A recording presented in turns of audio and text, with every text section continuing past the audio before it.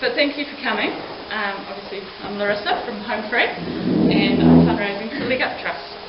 I will explain more about that soon, but I'm not much of a fan of public speaking, to be honest. It's out of my comfort zone. It seems to be the thing I do a lot of these days, being out of my comfort zone.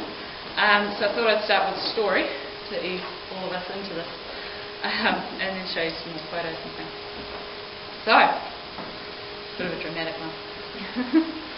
It started out like any other day, but even better because I had company.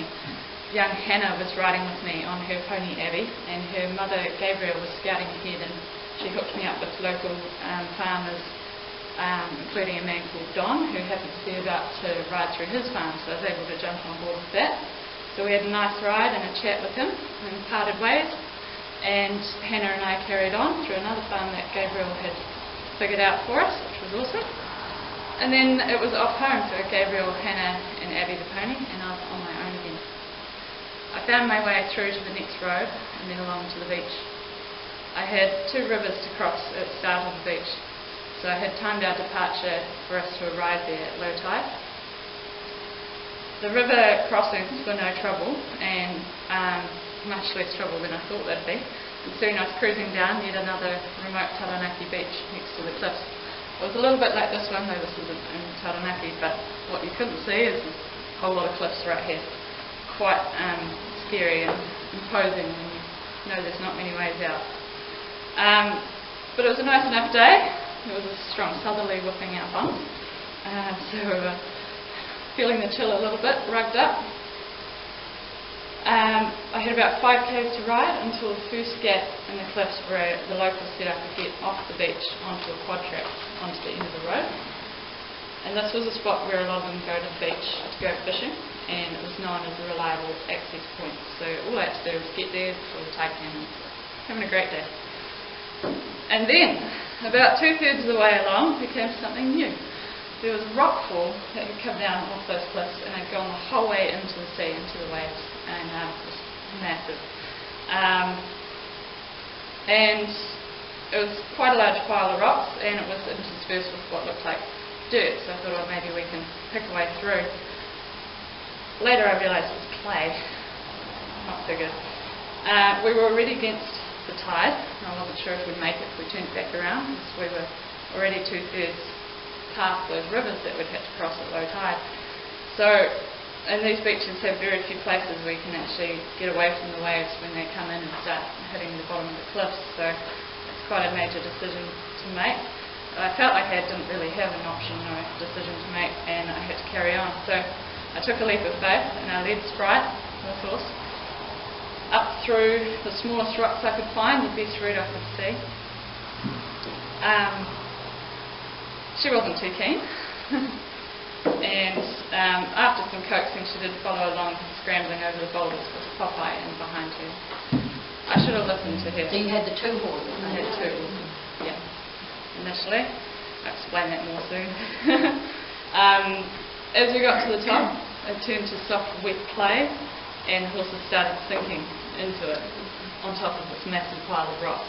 And they're going at least knee deep, and some legs were starting to go sort of belly deep, and really quite scary. And there wasn't much that I could do. We couldn't even turn around, it was that narrow. And so I glanced around and managed to find just a bit of a firmer looking bit of patch of ground, and we perched on that and looked down. And unfortunately the way down was steeper than the way up, and it had a drop sort of the height of this table off the end of it. And still I was committed, I didn't really have a choice, so I led them down, and Sprite thankfully followed me, and Popeye just skidded the whole way down, like a champ. And we kind of all just stood there, a little bit shell-shocked, like what did we just do? And this massive rock fall behind us. But there was no time to muck around, because we were against the tide, as I already said. And we were committed now. So I nervously led them along, looking for more rock falls, but the way ahead was clear enough. But soon I came across a fisherman and his dog, and we'd been following his tracks for a while. I was hoping he'd have good news for me, but he told me the upcoming section of beach was even worse than what we'd just done. and we'd have to scramble over a few rocks to get to that quad track that I mentioned earlier. Crap. That's what I've written here. This was my write-up of this experience on the next day. Going forward was still a lot closer than turning back, and none of us wanted to tackle the rock fall again, and we still felt that we didn't have the time to get back with the tide, so we were kind of committed. And people do often exaggerate when they describe tracks to me, and often I get there and it's really not that bad, and so I was hoping that was the case. It wasn't. There were no more rock falls after that, but softer sand and more stones. It took a little while, and then once I got to, I could see the gully. I've been looking on the maps, and see that this gully was coming up in the hillside, in the cliffs, and breathed a big sigh of relief and thought I was there. I was not. As we got to the gully, my heart sank. The fisherman was right, and if anything, he'd understated the severity of the problem.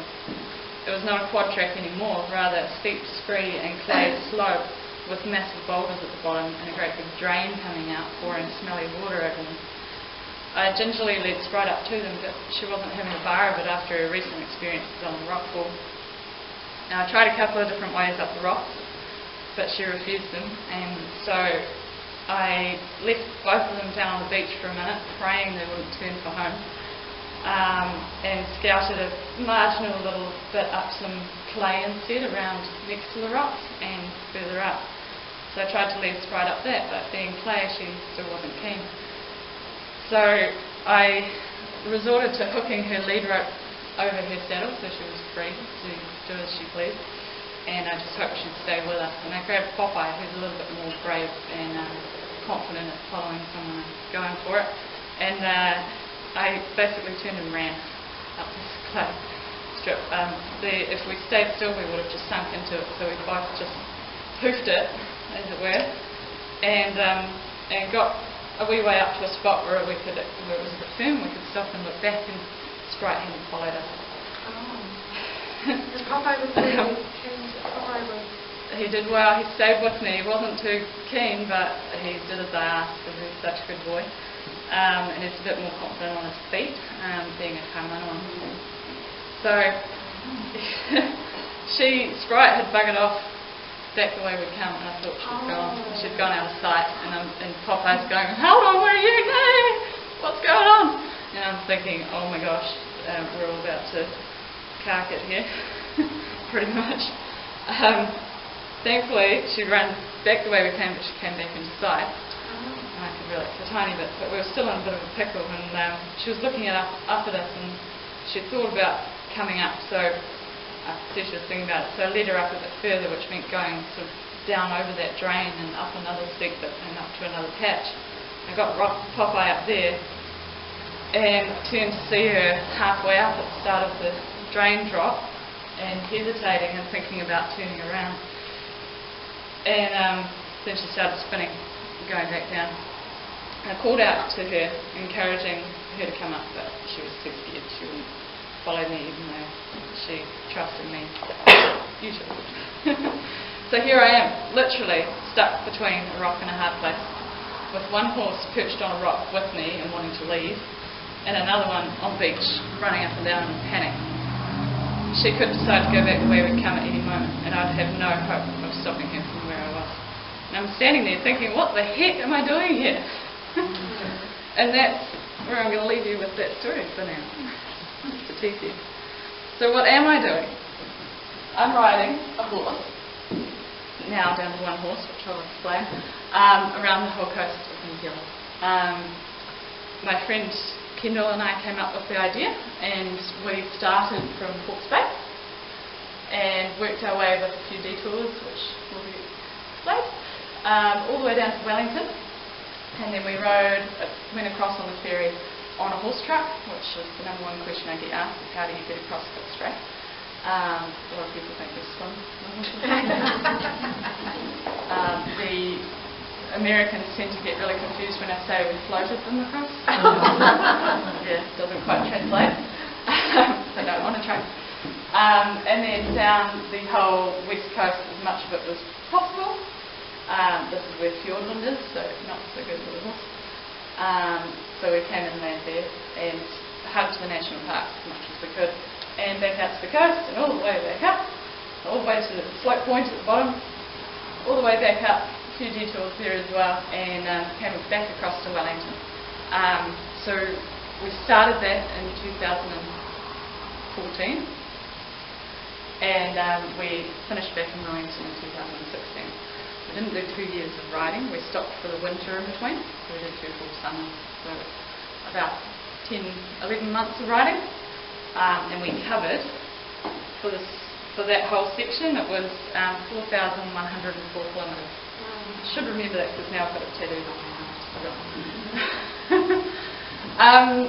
So that was the sort of first edition of this journey, and that's called Horsing Around Aotearoa. And then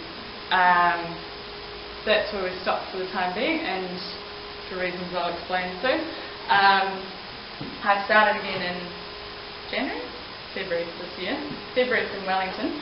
I actually started in January from the Portakey and did a little warm-up ride through Te Kauwhau, just to settle back into it, and then we trucked down to Wellington. And we've ridden as far as Kumeu. And so what I've yet got to do is head up North Cape where those maps are shown, and carry on all the way back down. Did you find the West Coast worse than the East Coast?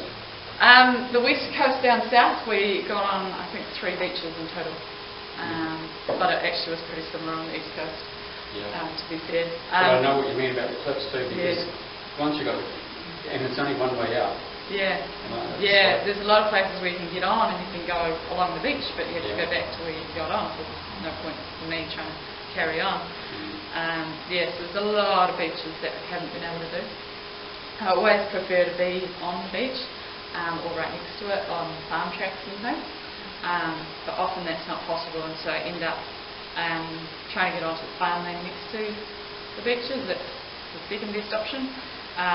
The next option is back roads, and the least favourite but very common option is going on Tāwhiao roads, and sometimes that North Island section as well. I did the stats last night. So far I've done 1,680 kilometres, so a total of 5,800 kilometres over about 500 days.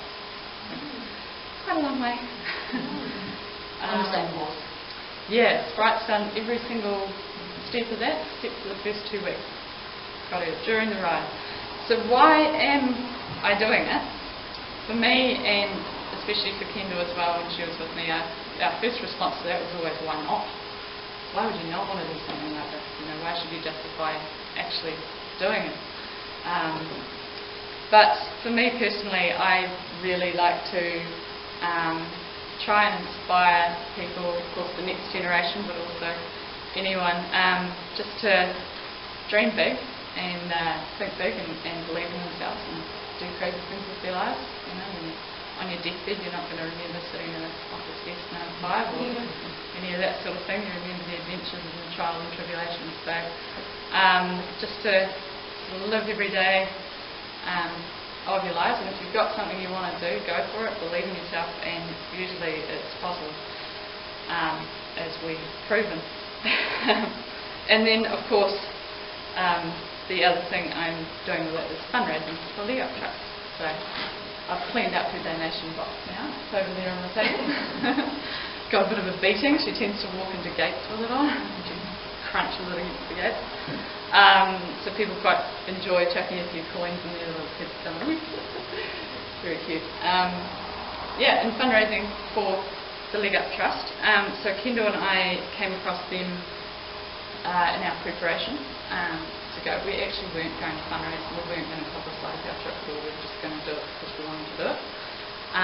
But then we happened across the Leg Up Trust and went out volunteering for them and realised just how amazing what they do is and how important. And with a journey like this, people do tend to want to contribute in some way, and people do also want a rational reason for why you're doing it.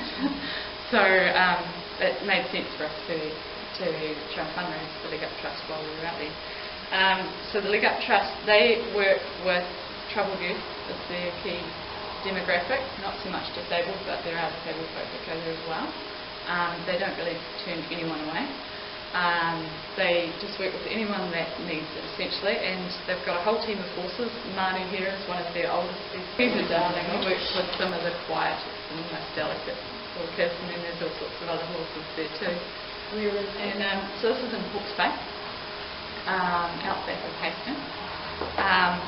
And they have schools that come from far and wide, mostly within the Hawke's Bay region, and they come and do usually an hour and a half session once a week, so they come every week for the whole term, and they get assigned a horse each, and there's a few more photos that will show you that. And they have to learn to look after the horse. It's not just jump on a horse and ride.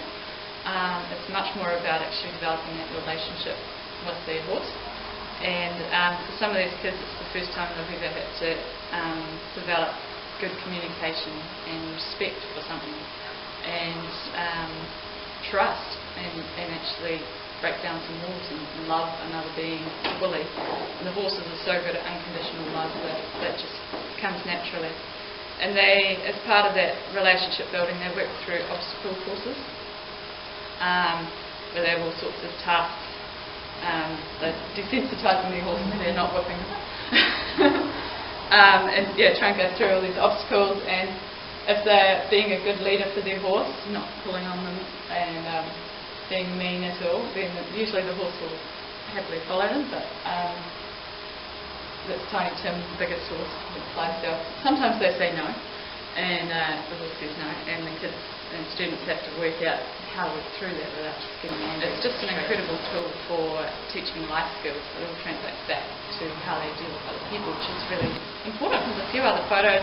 Eventually they graduate to riding their horses. That's kind of the reward towards the end rather than the initial thing that they do. They work through all the program, and then provided they pay attention and learn and respect that horse and build that relationship, and they get to have a ride, which is pretty special. So I got to be there a couple of weeks ago at the end of term when they were all starting to get their riding days in.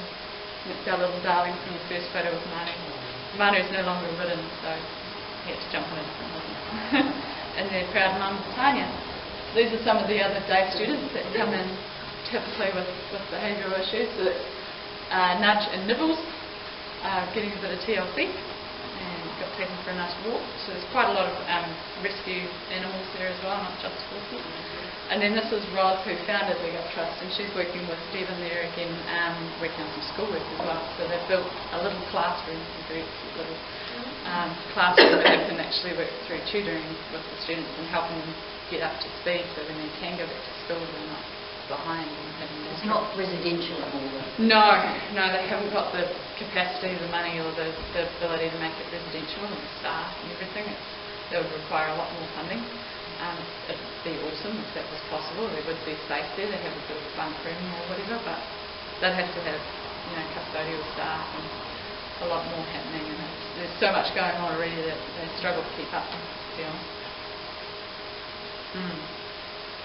Yes, it's a pretty special place, and we spent the last year before we left volunteering there, and eventually actually working there as well to cover someone who got injured, and ended up camping with my parents' camper van in the back paddock to save some money before we left. So we became very closely intertwined with Leg Up Trust, and still are. I still am. So where did it all begin? This is Kendall. And me, if you recognise me, bit of a change. So that was back in 2012 that we met, working at a job together, and neither of us had ever actually owned a horse. Neither of us had been around horses regularly and ridden regularly and owned a horse. Kendall had a auntie that did a bit of trekking in that, and she'd gone had a chance to ride once in a while, and I had a friend who had a little pony club horse, and all I remember is going over a jump that was this high and thinking it was the Olympics, and just knowing that I wanted to be around horses but never could. And so we met at this job. I think she was 23 and I was 25, and very quickly figured out that we both always wanted a horse. And the way this entire escapade came about is literally in one afternoon at work. We were chatting on a quiet day, and we said, oh, well, let's actually buy a horse together. And said, okay, yeah, that would be more manageable. We could do that. But hold on, with one horse, we can't do much together with it. We'll need to buy two, so we'll buy two horses. Okay, what are we going to do with these horses? And we weren't particularly interested in show jumping or dressage or any of those kind of sports, and sort of just wanted to do the trekking. So we said, oh, well, let's go trekking. And where should we trek? And literally, by the end of the afternoon, we said, let's trek around the entire North Island. We said, no, stuff that, if we're going to do that, let's trek around the whole country. And then we started telling people, and that was it. That's literally how it happened. Little did we know what we were getting into. And if we knew what we were getting into, we probably knew we would have started, which is part of the joy of pushing yourself outside your comfort zone, and not waiting until you know everything to do something. So a year later, we thought we knew enough to leave. We tried to leave with 4 horses. Most of what we'd learned was out of books, from old American stories of packing and all sorts of things. We had no idea. We had so little idea that within 24 hours we were back, having said, no, this is too much. We were in Taupo at the time and trying to leave down the Taupo Highway, and into the biggest piece of wilderness we would have traversed on the entire trip. So it was a bit of a push, to say the least. So a whole number of things happened, which is a whole story in itself, but we turned around wisely, thankfully. It was one good choice we made. And said, no, that's not working, let's go back and figure it out. And we spent 3 weeks trying to rejig our team of horses, rejig training, rejig gear, and make it all work, and it just was not going to work at that time. So we had to make the really difficult decision to stop for that summer and therefore the next winter. And so we spent another whole year preparing and really starting to learn some things. And in 2014, in November, we actually left. So this was from Hawke's Bay and Clifton Station out on the coast. We still didn't really know what we were doing. We were packing up that morning. It was the first time we'd ever put all of the gear on the horses. And unfortunately for us, Ros brought a photographer who took this lovely photo, and the whole team from Leg Up Trucks, so everyone's kind of hovering around, and we're trying to pack our horses and had no idea what we're doing. So we just shoved everything on in the end, walked away, got photos taken, got onto the farm track, got up around the corner out of sight, and just took everything back off. Sat down for 2 hours. Okay. So we didn't make it to camp that night, and it was one of the worst campsites we ended up staying in because we camped next to a duck pond, and it was the only water source we had. Still some of the worst water we've drunk on the trip, and we were already thinking, what are we doing? But we persisted. And this horse is China. He's Kendall's horse. He's still with her now. He did the whole South Island, that whole section that I outlined before. And this horse is Danny Boy, who was on loan to us from the Leg Up Trust. He had been pulled out of the paddock because the horse we were planning to take came down with arthritis, got diagnosed with arthritis, couldn't come. Problem was he had a pre-existing injury. He was a rescue horse, and we did everything we could in the short time we had to try and get him ready. But long story short, it still wasn't enough, even though we only walked and went really short days and stuff. So he ended up 2 weeks in, he ended up coming up with too sore and needing that rehab to really get better. And so we actually decided to send him home, and that is how we bought Sprite. So yeah, 2 weeks into the trip, she turned up. Yeah, she turned up. And so this is at Castle Point when it was New Year's Eve that year. Everyone was partying and starting to let off fireworks, and we were arriving after having walked 28.5 k's. It was our longest day to that date. And we're starting to look a bit more confident. We're starting to feel like we knew what we were doing. Still didn't have any idea. And skipping forward, this was on our very, very last day together, on our way back into Picton on the main highway. And I don't know about you, but I think we're starting to look like seasoned travellers by then. We've actually got it together. A lot more mess on our bags. It's kind of like when you go tramping, you start with everything tidy, and the other ends just hanging out. So how much time did you actually spend riding as opposed to walking? Oh yeah, I know there's a lot of walking photos. It's funny one there. I think when I was riding, because I was still a beginner rider, I was too focused on riding to take too many photos. But we roughly about half the time, 50% of the time riding. So quite quickly we set a routine and I kept going that I always walk to warm up, myself and my horse. I find I get a lot less sore at the end of the day if I do that rather than jumping on cold. And she does too. And so we walk to warm up, and then if all's going well, climb on board and ride for a bit. But I can't handle more than 3 or 4 hours in the saddle before I get sore. In China, eventually learned it. Popeye slowly was learning it from her, but she's very good at eating and walking. So she doesn't break stride. It happened because when we got her off a big shepherd station. They ran quite a few herds of horses, and she had actually, that's the other thing, she'd never ever been off the station. She'd never seen Tarsio, she'd never been into a town, she'd never seen a big truck, she'd never seen anything go past 100 k's. She'd never been to the beach. And all of those things happened in the first week that we had her.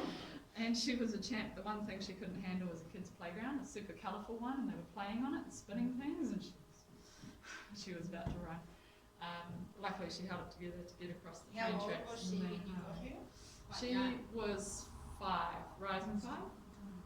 Yeah, she was still pretty young and pretty dark, yeah, if you're looking into greyness. So this has been her education as well as mine. But, what was I saying before? Oh yeah, she was quite hard in the mouth and legs and aids and everything, because they tended to go fast everywhere, go hard and fast, and she is not that kind of, they sold her because she's lazy. That's because she prefers walking, which is fair enough. And that suits me just fine. So, but she'd always put her head down to try and stop and eat, and I could pull and pull as many times as I wanted, and she'd never give up on trying to eat. So I kind of deal with her eventually. I sort of thought about it and went, okay, you can put your head down and eat, but you're not allowed to stop walking. And so instead of pulling, she'd get a wee nudge or a kick if required, and very quickly she went, okay, I'll just chuck my head down, grab a bite and carry on. And now she's incredible. She'll just spot what she wants as it's coming. Grab it all. So if I was trying to keep her on a diet, that'd be impossible.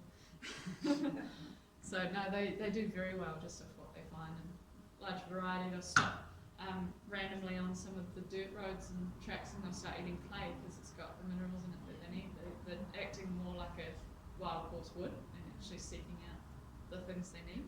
Sometimes she goes nuts on dandelion, and other times she won't touch it. It just depends what they need. So they get a lot of their own nutrition just from being out there and having that freedom, which I really like. It looks kind of unnatural, you know, having hivers and gear and everything on horses, but I think when you think about it, a trip like this is kind of the closest thing to natural in terms of doing an activity with a horse, not just leaving them in a huge piece of land that you can get.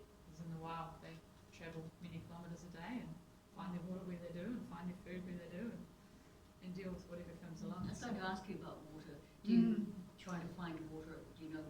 Yeah, I'm always looking ahead at where there's creeks and things. If we're on a farm, we stop at every trough. But there might be a photo somewhere we have I have a foldy bucket that I carry. It's kind of the size of a flexi bin, so it can actually get to the water and bring it to them if we need to, or fill it up out of a tap. Stopped at petrol stations and used the tap and given them a trick and got a few funny looks. So they always get water overnight. We always make sure of that. And then sometimes they go the whole day without water. Not normally on a very hot day. I actually had to recruit Alex. You'll see later there's some photos when it got up to 40 degrees. And we were going up and over some hills where there wasn't any water we could get to, and so I called him off work. Luckily they were understanding. He came along and brought big containers of water and did water stops for us just so we could survive and get through. Alex is my lovely partner, if I haven't introduced you to him already. Yeah, so that's sometimes, figuring out where we're going and what we need along the way is definitely the biggest sort of mission and challenge of the journey, and how to get through places. So this is a massive rock here as well. This is Gillespie's beach. We got to within about about 200 metres of the exit off the beach, and there was quite a high low tide. How they fluctuate. This was not a very low tide, and there was also a seal colony in between the two. We could not get through with our horses, and we had to turn back and do another 20 k's back to where we'd come from. That's Lake Wakatipu, overlooking Glenorchy in the distance. Amazing place up there. You must have learned a lot about the geography of New Zealand. Yeah, I've learnt more about the history. I've developed an interest in the history. I'm not very good with sciencey stuff, the actual geology and stuff, and different rocks and all that sort of thing. But definitely, Just the layout. the layout. I've gotten a bit more savvy with what you're likely to find out there. And that's Glenorchy as well, overlooking the Dart River. There's a horse trekking place that operates right there on these tracks, if you remember. It's very cool. Oops, wrong button. And then we headed into the backcountry. This is the Greenstone Valley, not far from the root burn. Really wild country there, and some very challenging places, but so cool as well. This is a horse paddock, but because the lake's there, there's no fence on that edge, so they just had the freedom to go in and out and go for a swim. And they didn't leave, thankfully. Would have been a long way to try and find them. Christmas. Santa. And then for some reason, I've skipped all the way down to the south coast. This is Waipapa Lighthouse. Very close to Slope Point, riding up to the lighthouse, and we made it to Slope Point, the very bottom of the South Island, except for Stewart Island, which we couldn't go to because there's too much forest there, and dockland and putting the horses on the ferry was a bit too much, like loose on the ferry. Would have been a bit fun, and just some really cool places that we've just been able to. That's around the corner from Slope Point, near Waikawa and the Catlins. Go to the Catlins if you get a chance. It's amazing. Banks Peninsula, overlooking Akaroa, overlooking Christchurch. This is Christchurch City. Coming around the peninsula, that was really special, seeing that view. And you can't really see it in the photo, but you could see the whole way up, almost to Kaikoura. It was just incredible. And then we went through the city. Confused some bystanders. Checked out the cathedral and Sprite tried to checking out the grass. eat the turf, the extra turf. And the office workers were on lunch break, which was hilarious. Just the confused looks. Like, sure, this is not normal. Thankfully, the horses didn't poop there. I was going to say, what did great. they do? There's a photo of that coming up. What we do. And then we got to go back into the backcountry where it's best. And this is somewhere near Waiau on the way to Hammer Springs. There's just that's overlooking the Hammer Springs sort of area. There's just some incredible country in this world, in this country especially. This is St James Station. We did a wee bit of a detour. We'd heard so many good things about the Molesworth, if you've heard of Molesworth, the biggest station in New Zealand. But the more we heard about it, the more we got interested in next door, which is St James, and it used to be a working station, and now it's been returned to bush. Kind of. It's sort of regenerating itself, and this side's quite open, and they've set it all up for horses. It's incredible. It's backcountry where you can go with horses, and then the other side's more for tramping. So we explored all through there for a few days, and then got back to the coast where we were supposed to be. But in there we found Sean. So this is the St James homestead, which was built in the 1800s. It's the original house that the family lived in on the station, one of the oldest stations in the country. And Sean, it just operates as a dock hut now, pretty much. But Sean was trapping there every summer, and eventually he moved in and trapping possums. And he's actually got a horse in a paddock just next to there that lives in there in the bush with him. And he can ride out, which is a day's ride up and over a pass out to where his car's parked, and he'll turn the horse around, give it a pat on the bum, and it'll go home to the hut. Just wait there for him. For when he gets back. He's not one of those dog huts that won't let anybody else in. No, and he's, he could get very possessive about it because he lives in there. Yeah. He's got all his things in that. But he actually, when people show up, he tends to go and set up his tent and vacate the hut for them. He's really, really lovely, a really special man. He's in his 70s at least, and he's just roughing it out there in the bush. And like in the winter, it snows up to here. Like, so he's had to dig himself out of the hut before. So it's really wild country. these How does places. he get back to the hut if the horse is already there? Yes, it will. Yeah. So it depends. He can leave his horse in a yard at where his car is if he's just popping out for a town visit, go see the nightlife. But we got to spend a couple of days there and go see the wild horses of St James as well, which are feral technically, which was really just amazing. And sometimes we got to stay basically in our horse paddock, which was really awesome. I loved that. And climb some really big hills and some really fascinating country. This is just north of Kaikoura, and it was before the earthquake. And people we stayed with in between these two photos, their farm is next to the Clarence River, and the earthquake fault line went through their woolshed, through their deer yards, because it's a deer farm, through their cottage, through their house, through the main water line, and out the other end of the farm. It just destroyed the farm. And also it created a huge rapid in the Clarence River that just wasn't there before. And their daughter was a raft guide on the river, and now they suddenly can get out to the sea. And they had rafts up on the river when the earthquake happened and reshaped the river on them. So it's quite the interesting countryside up there, and it's become even more interesting since then. And they've sort of gone off on a side track since that all that infrastructure got destroyed, and they've just opened a mountain bike path instead, which is pretty cool. So I'm still in touch with them. And then there's some really cool coast again. There were seals all along here. There's a little place called the Needles near Ward, which is near Blenheim. And I think we're getting towards, this is where I started out on my own. Earl here, this is a gorge, one of those classic Kiwi gorges where the road gets real narrow and tight and there's barriers everywhere. Not quite as bad as the gorge to Waihi, but kind of imagine that. So Earl's a local there, and he took me down the river. We literally rode in the river at times. There were a couple of banks, but most of the time we were out in the river.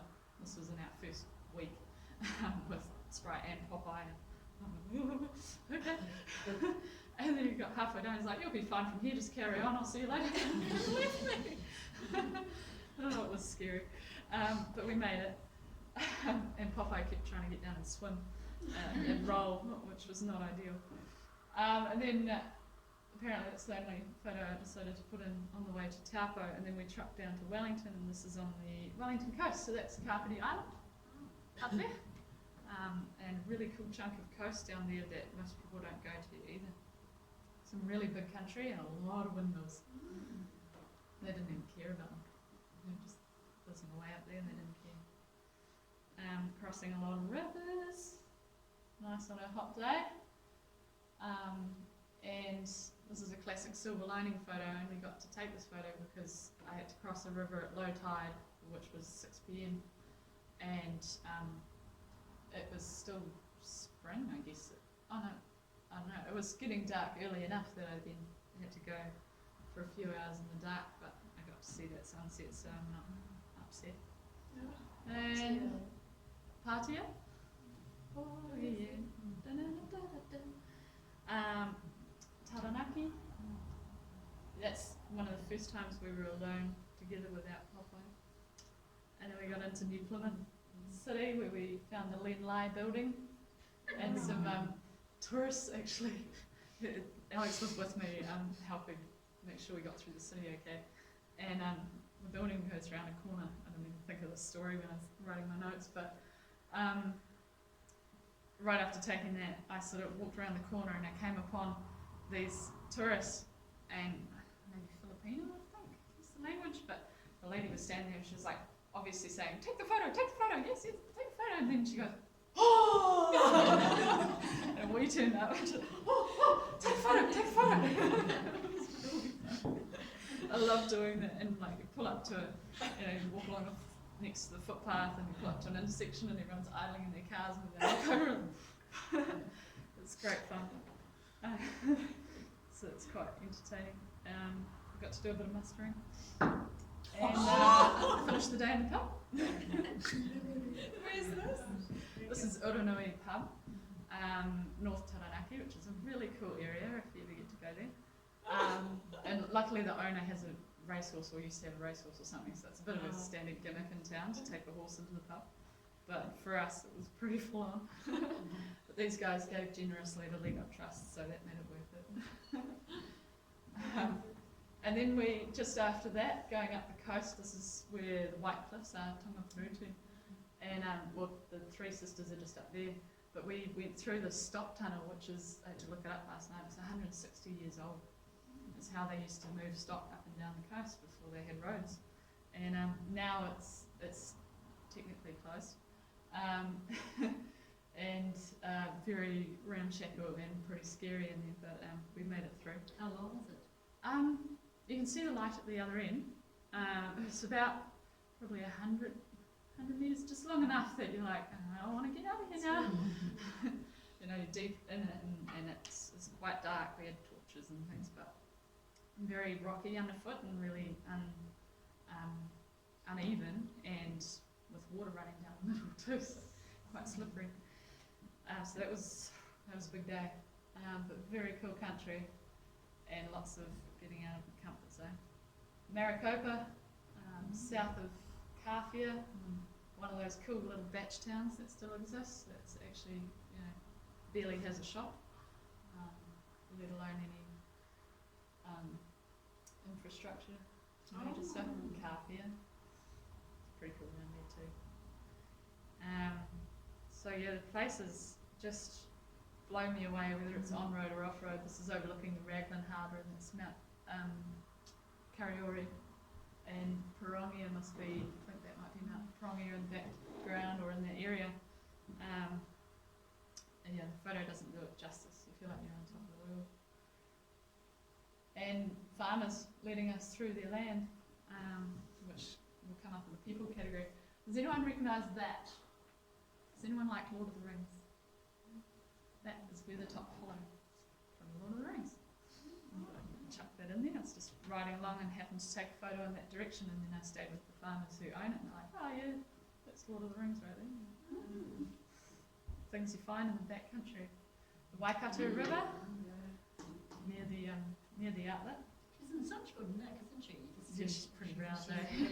You should see her now after she said it. That's some of the places, just a summary of, I mean, there's hundreds of incredible backcountry spots and private bays and just remote beaches and things that I've been able to get access to, so I'm really grateful for that. And if you can politely get to some of those places, I really would encourage you to. It's just incredible. Donations. There's a few key really touching and funny donations that I just thought I'd tell you about. One of them, I don't have photos of them unfortunately, especially this one. We were so blown away we didn't even think to take a photo. But we were cruising along on the west coast, down south, and going through quite a windy section of highway, and then down past a lake, and it was all quite narrow, and we were just focused on finding our way through. And luckily it was quite quiet, but a few cars passed us, and we were down past the worst of it, and suddenly Kendall was in front. She's walking along, she's like, "What the heck is this?" And someone had seen us riding, seen that we had a donation box on, not been able to stop and chat with us because it was so windy and dodgy, and they'd actually taken the trouble to stop their car, find a whole bunch of coins out of their console or whatever, get a little receipt and write donation, smiley face, and they put it on the white line on the side of the road for us to find. And we never knew who it was. No idea. And that was just so touching that they'd gone to that much trouble rather than just, oh, I wonder what that is, oh well. You know, and it's just amazing. And the other one that may or may not bring me to tears because it was amazing, was on the east coast, North Canterbury. We had a newspaper article written about us, and this guy was the only person that actually never made it out to interview us in person. He did it over the phone, so we thought, oh, who knows what it would be like, it might be a bit average, whatever, and we sent him a few photos and didn't expect much of it. And it actually turned out to be the best article that was ever written about us, in my opinion. And what we didn't know is a man who we never met, he read the article. I think he was 85 years old or so, definitely a pensioner. And he read the article and he was so moved about what we were doing and what we were doing for Leg Up Trust that he wrote a cheque for a week's worth of pension. And a whole letter that was really hard to decipher because it was a really old man scribble. They sent us it trying to figure out what it was about. And he sent this massive cheque in for Leg Up Trust, never having even met us. And it's things like that, it's just like, how could you not carry on and do that? And then the funny one was done in Manukau, actually. When I was going through Hapatoitoi Mangere Ways, I had to go through some traffic lights just after I crossed the motorway the first time. I had to go through quite a big traffic light intersection on Great South Road, as you do. So I was focused on that, so I was standing at the lights, like, stay still, Sprite, she's pretty good at that though. And waiting, and then, get across, and halfway across it turns red, and hold up everyone. But it was all good, and we had to cross sort of both ways, so we were doing the second crossing, and someone who was waiting at the red light, because I was crossing, they said, "What are you doing?" And so I'm walking along next, and I'm like, "Oh, I'm riding the coast of New Zealand, fundraising for Leg Up Trust." And oh, cool. And so they grabbed some money and held it out the window. "Oh, cool, thank you." And I grab it and chuck it in the box, and as that's happening, the light turns green, but also the 4 cars behind them see what's happening, figure it's fundraising, don't even know what it's for, and they're holding money out the window. And I'm going like, thank you so much, it's for Leg Up Trust, thank you." And the people behind them were tooting, so it's the only time that I annoyed, that I know of, that I pissed people off by going through Auckland, was collecting donations by accident. So that was pretty amazing. Just, yeah, people, as soon as they see us, sometimes they'll start reaching for their wallet or looking in your car for coins, not even knowing what it's for. It just blows me away. And then there's some challenges. I thought I'd summarise a few quickly, a few of the challenges that we come across on the way.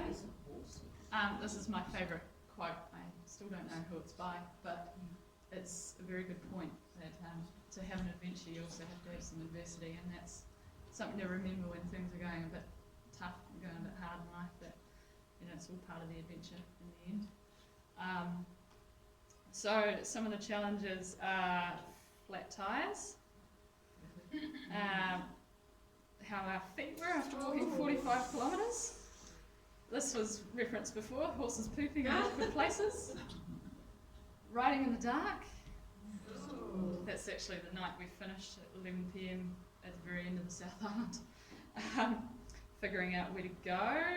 Come on. Sometimes I had help with that. And this I put in there, I was telling Rachel about it. On the Taranaki coast, there's 18 individual dairy farms that I had to get through. I stopped at 17 apparently, just to do one day's riding. So after that we were on the roads a lot more. It's just so much to organise, it's so hard to do. Overgrown tracks. That one was really adventurous and slippery, and some tricky spots where often we've had to cut through and find a way through. And the rocky bits too, that was in the green, that was scary in there, but we got there. Locked gates. Could you get a bigger chain? Yeah. Riding along the road sometimes had its own hazards involved.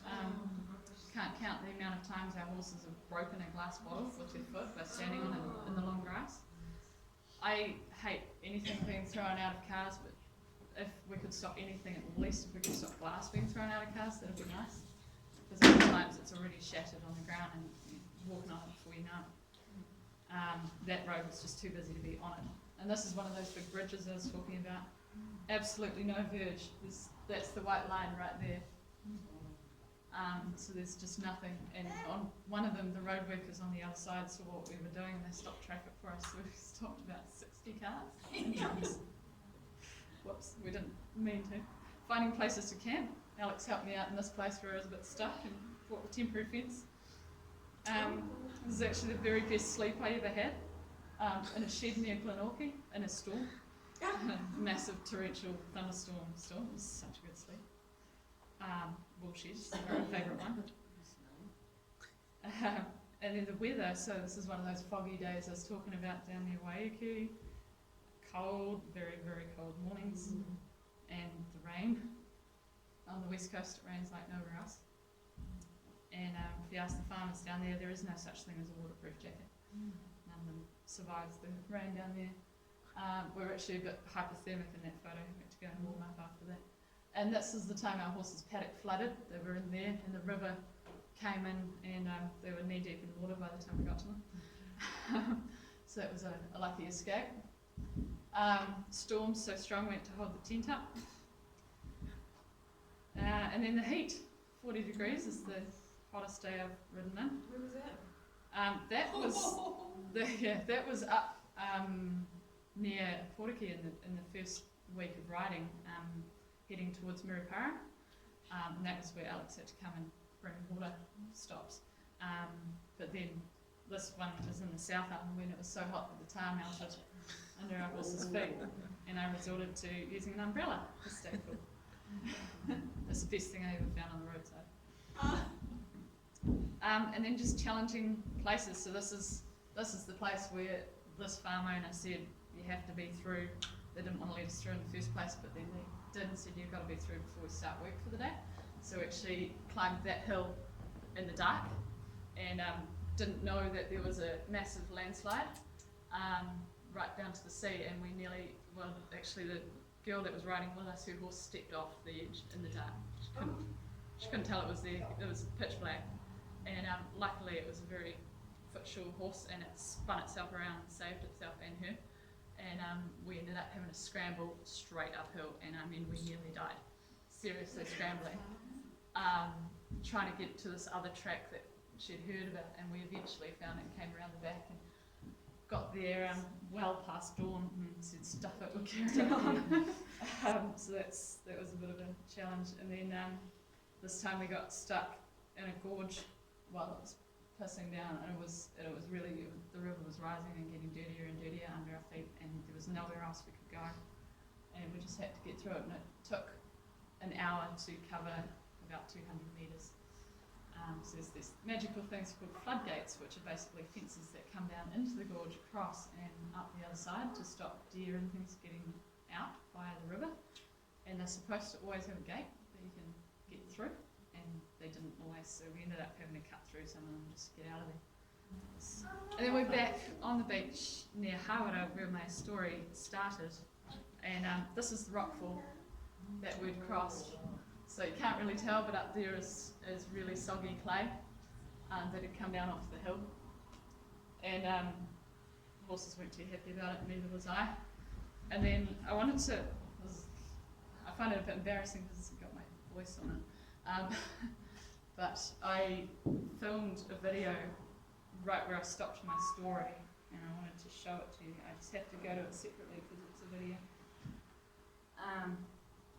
But if you're listening, if you can hear it well enough with this, you'll hear the panic in my voice. And it was just terrifying. There we go. See if this works. So this is right where I stopped my story, where she's down on the beach trying to decide whether to stay or go. Come on, over here. Right, come on. It's a lot steeper than it looks, and we'd already come up here. There's the drain coming out, and there's all her tracks from running around freaking out. And this was that step she had to try and come down and up to me where Popeye was, and this is looking straight down the hill, so it's quite a bit steeper than it looks. Come on! Good girl, come on! Please don't turn around, you're nearly there. Oh, Jesus. Come on! Come on! Now I come. And that's where I stopped filming because I was freaking out too much. And so I left Popeye right where he was. I haven't got a photo of that, but I left him where I was standing in that video, and I raced down to grab Sprite, and in the meantime, he wanted to see her again and get to her, so he started coming downhill. So I'm running back up to her. I'm just like, nah, you're just doing this. I couldn't stop to give her a choice, really. I just dragged her behind me, and she followed me because she needed someone to follow. And yeah, Popeye was halfway down to us, and so I was sort of holding her, grabbed him and turned him around, and we all just ran up the screen. And they were ahead of me, and I was sort of holding Sprite's rope, and then it was dragging a bit, and she stepped on it. So I stopped to figure that out and get her off it. In the meantime, Popeye carried on, just running for his life, really. And he didn't know where the track went, obviously. And by then we were actually getting onto this quad track that had washed out, or whatever happened to it, disappeared. And he went straight ahead, and the track went left. And he somehow got across the creek, and he bluffed himself out. And so me and Sprite got up to opposite him, and this creek was like a mini gorge. It was a really steep little creek and had a massive boulder in the middle, and I thought he was going to try and walk across. So I'm standing here, can't get to him, thinking I'm about to watch my horse break his leg and have to be put down. And he didn't. He did the biggest stag jump you can imagine. He just went bing the whole way across, and the bags miraculously stayed on his saddle. And we all just boosted up and got to a gate where it was more farmland in the track that I'd been looking for, and it all looked how it should. Thank God. And so we sat down for like half an hour. They were just eating, and I was just trying to unsweat and catch my breath, and realised we were okay and we were alive. But what I didn't know is the gate, that gate was open, and I carried on, and the gate to the road was a massive barbed wire fence gate, no entry, just like these gates out here, can't get through. And so after all that, it was getting dark as well. After all that, I still couldn't get out, and I ended up actually, I figured out from the map that it looked like you could get around this bit of track and get out a different gate. And I got round to there, and that was a walking only gate, one of those styles that you can't get through with a horse. So I sat down and cried. I lost it after all this, and eventually I got my act together again and found the only other way now.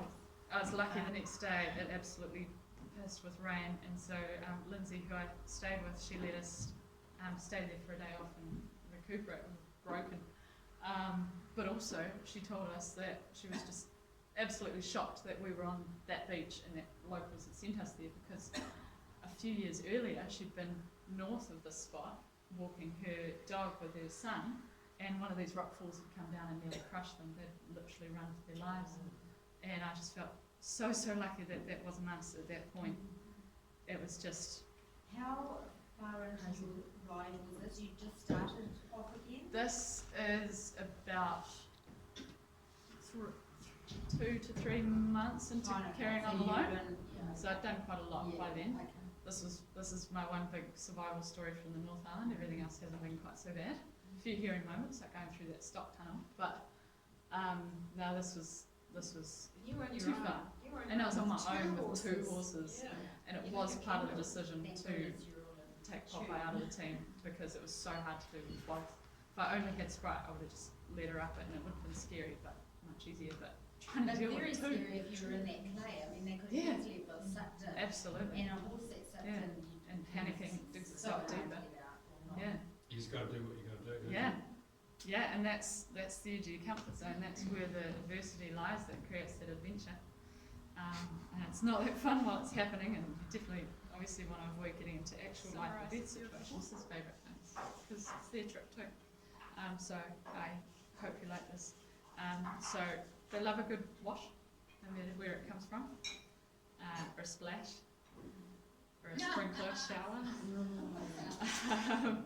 and then a good roll. That is their life, a roll at the end of the day. And Sprite has this amazing knack of turning into a brown horse. It's really great for brushing her clean. And they love a good nap, no matter what's going on around them. And that was in the middle of Timaru. Parked them in a car park each. And Popeye decided to have a nap with his gear on, which made me panic a little bit, but he behaved. and then they like to get a good drink from wherever it comes from. That's also in Timaru. There's a lot of fountains there.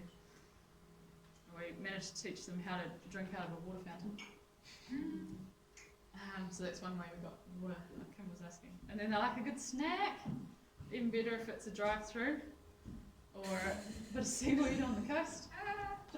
Just threw that around for like 10 minutes. This is what we call the drive-through, when they don't even have to put the head down. Or they get an entire field of knee-high grass to themselves. And I think, and the roadside apple trees. You can't get them away from those. Once you come across one of those, you're stuck for a while. Not happening. Lollies.